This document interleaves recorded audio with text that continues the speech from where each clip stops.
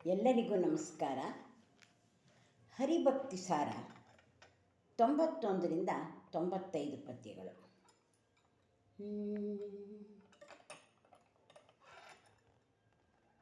ಈ ದೊಡ್ಡ ಕೆರೆಯು ಬೃಹದಾಕಾರವಾಗಿದ್ದು 238 ಎಕರೆ ವಿಸ್ತಾರವಾಗಿದ್ದು, ಇಲ್ಲಿ ಸಂಗೀತ ಕಾರಂಜಿ, ಬೋಟಿಂಗು ಮುಂತಾದ ಆಕರ್ಷಣೆಗಳು ಕಂಡುಬರುತ್ತದೆ. ಈ ಕೆರೆಯನ್ನು ಕನಕನ ಕೆರೆ ಎಂದು ಕರೆಯಲಾಗುತ್ತದೆ. ಈ ಕೆರೆಯ ಪಕ್ಕದಲ್ಲಿ ಸುಮಾರು 134 ಎಕರೆಯಷ್ಟು ವಿಸ್ತಾರವಾದ ಸುಂದರ ಕನಕ ಉದ್ಯಾನವನವನ್ನು ನಿರ್ಮಿಸಲಾಗಿದೆ. ಈ ಉದ್ಯಾನವನದಲ್ಲಿ ಕನಕದಾಸರ ಜೀವನದಲ್ಲಿ ನಡೆದ ಪ್ರಮುಖ ಘಟನಾವಳಿಗಳನ್ನು ತಿಳಿಸುವ ಶಿಲ್ಪಗಳನ್ನು ನಿರ್ಮಿಸಲಾಗಿದೆ. ಇಲ್ಲಿ ಅಲಂಕಾರಿಕ ಸಸ್ಯಗಳು, ಔಷಧ ಸಸ್ಯಗಳು, ಚಿಟ್ಟೆ ಉದ್ಯಾನವನ, ಕೃತಕ ಜಲಪಾತಗಳು, ವಿಶ್ರಾಂತಿ ಗೃಹಗಳು, ಅನೇಕ ಫುಡ್ ಕೋರ್ಟ್ಗಳು ಇದೆ. ಕನಕದಾಸರ ನೆನಪಿನ ಈ ಸುಂದರ ದೃಶ್ಯಗಳನ್ನು ನೆನೆಯುತ್ತಾ ಅವರ ರಚಿಸಿರುವ ಹರಿಭಕ್ತಿ ಸಾರ ಪದ್ಯಗಳನ್ನು ಹೇಳೋಣ. ಪದ್ಯ 91ರಿಂದ 96 ಪದ್ಯ ಅರ್ಥ ಸಮೇತ. ನಾಲಿಗೆಯು ನಾಸಿಕವು ನಯನ ಕಪಾಲ, ಪದಪಾಣಿಗಳು ತನುವಿನ ಮೂಲ ಕರ್ತುವಿನಲ್ಲಿ ಪರಿಚಾರಕರು ತಾವಾಗಿ ಲೀಲೆಯಿಂದಿರುತ್ತಿದ್ದು ಕಡೆಯಲಿ ಕಾಲ ತೀರಿದ ಬಳಿಕ ಲದರನ ಕೂಲ ನಿನ್ನೊಳಗಹುದು ರಕ್ಷಿಸು ನಮ್ಮನವರತ, ರಕ್ಷಿಸು ನಮ್ಮನವರತ. ಸತ್ತವರಿಗಳಲೇಕೆ ತನ್ನನು ಹೊತ್ತವರು ಪೆತ್ತವರುಗಳತಾ, ಸತ್ತು ಹೋಗುವರಲ್ಲ ದುಳಿವರೇ ಮರುಗಲೇಕಿನ್ನು. ಮೃತ್ಯು ಬೆನ್ನಿನೊಳಿಹುದು ತಾವಿನ್ನಿತ್ತು ಮಾಡುವುದೇನು, ಪೂರ್ವದ ತೆತ್ತಿಗನು ನೀನೀಗ ರಕ್ಷಿಸು ನಮ್ಮನವರತ, ರಕ್ಷಿಸು ನಮ್ಮನವರತ. ಮಣ್ಣು ಮಣ್ಣಿನೊಳುದಿಸಲದರಲಿ ಮಣ್ಣು ಬೊಂಬೆಗಳಾಗಿ ರಂಜಿಸಿ,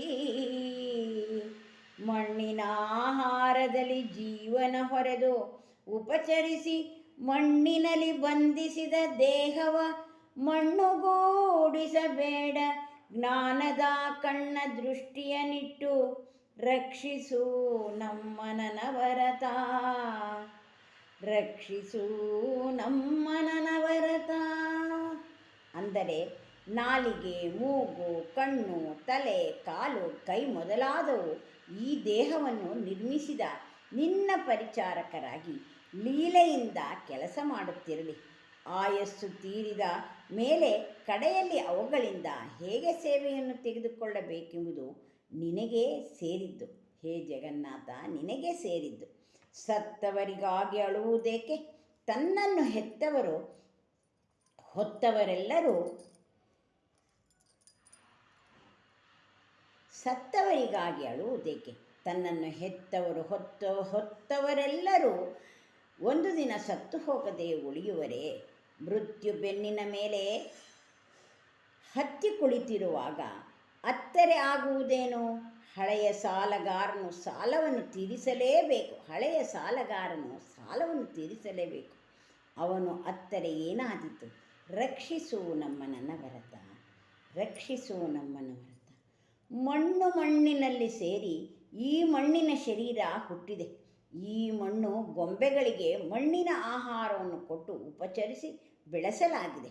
ಮಣ್ಣಿನಲ್ಲಿ ಬೆಳೆಸಿದ ಈ ಮಣ್ಣಿನ ದೇಹವನ್ನು ವ್ಯರ್ಥವಾಗಿ ಮತ್ತೆ ಮಣ್ಣುಗೂಡಿಸಬೇಡ. ಓ ಸ್ವಾಮಿಯೇ, ಹೇ ಜಗದೀಶ್ವರನೇ, ಜ್ಞಾನದ ಕಣ್ಣನ್ನು ಕೊಟ್ಟು ರಕ್ಷಿಸು ನಮ್ಮನವರತ ಎಂದು ಸುಂದರವಾಗಿ ವರ್ಣಿಸಿದ್ದಾರೆ.